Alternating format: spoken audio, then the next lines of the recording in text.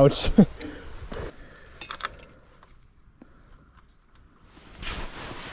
So I also lost a bolt.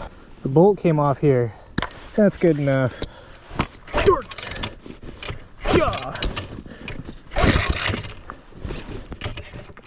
We're starting.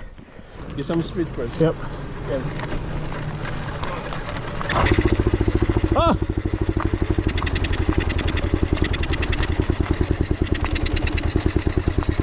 Alright, so I got my bike back home and have determined that what happened is this broke off of the stator, I believe. It's like a magnet that catches whatever this little bump is here. So if I were to put it up to it, it'll start, but you got to get it like perfectly for it to start and keep it there, right? So you got to keep it there. Unfortunately, that's not fixable. I completely broke the mount, so it's got to go. I got to replace that. Oh, come on, man. All right, work smarter, not harder. Let's go get some lube.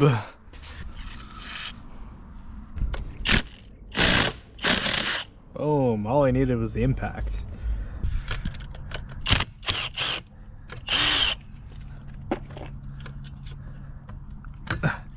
All right, I gotta get this thing out of here now. Come on.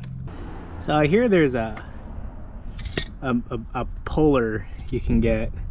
Goes in here and pulls it, but oh, I don't know if I want to use that. All right, so I got the cover off finally. It was it's magnetic. But so basically what I did is I took it, right, and I didn't have a little puller here, so I just took it and I kept on moving it and prying, moving it, prying, moving it, prying, and eventually it came off. So now I need to I'm probably gonna clean this up, get all the dirt and grime out of there, and then I need to get this off. And I believe it's just these two screws holding it in. Ooh, that's stripped. Whoopsie. All right, so I'm taking the stator plate off, and my big mistake is I didn't use a Phillips 3. I used a number 2 Phillips, and I stripped the bolt. So now I'm gonna try with a number 3, give it some good oomph. Oh, come on. I already stripped it, no. Oh, I'm gonna need an extractor. Oh, I can't believe I stripped that one. This bottom one came off nice. This top one's not coming off very nice. All right, so I got what I needed to repair my stator in Amazon. Here's the new one. The leads for the wiring look a little short, but I hope it's good enough. So we'll go ahead and take the old stator off and put the new one on. So it should be pretty much just as easy as taking this bad boy off. Yep, there's the engine inside. And let's go ahead and put the new one back on. Okay, so my new stator didn't come with screws, so I had to go to Lowe's, pick up some more. Looks like they're M6, M6-1.0 by 16 millimeters, to the best of my ability, to the best of my knowledge. So we're gonna go ahead and see if they actually work in there. Yes, sir. Okay, well, they work. Can't lose that O-ring. I'm gonna go ahead and take our new one, fit it in.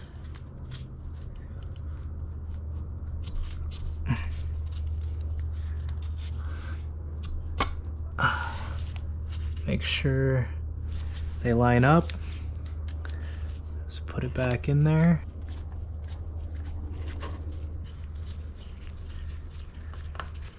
All right, I'm gonna make sure it's fully seated. Kind of tap it in there.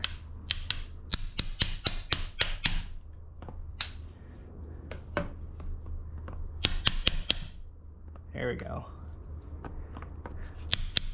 All right, she's seated. Light taps. Here we go. Perfect.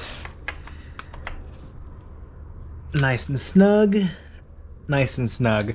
So that's a Phillips head number 3, not a number 2. So I did a number 2 and I broke it, so that was great. All right, continuing on here. This was not used for anything. It was literally just hanging on there. So this bad boy, I'm gonna cinch that up there. So I need green, red, blue and white, red and black. I do get the wires stripped and crimped, but the footage is pretty unusable. After that, I just need to put on the cover and the shifter back on.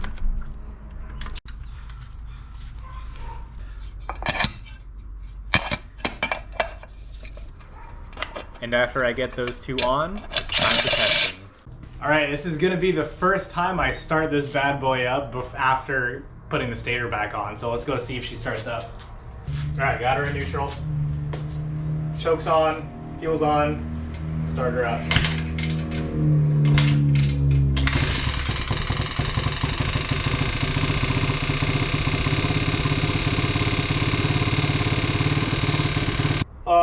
It's hitting something. I think it's hitting that little bump on there.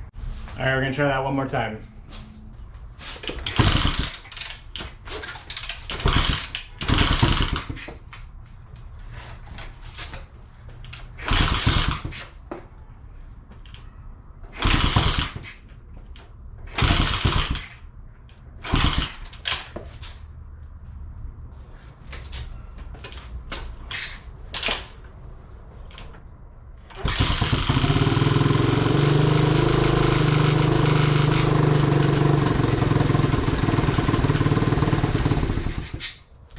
I'm an idiot.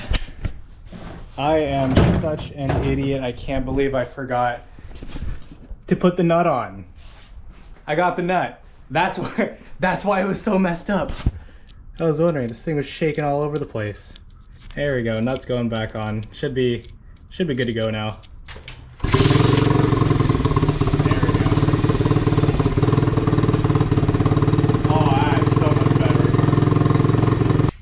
That's perfect.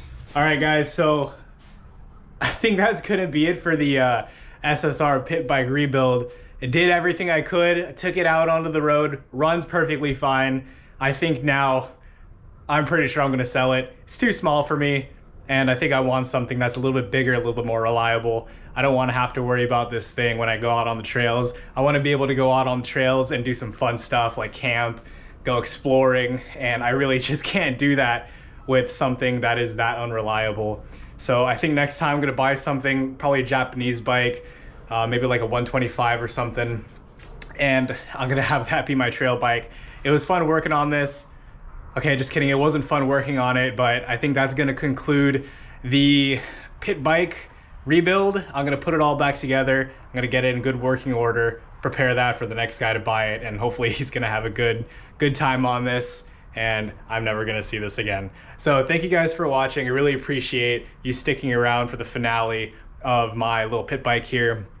And that's gonna be it for now. Until next time, hopefully I get a better bike.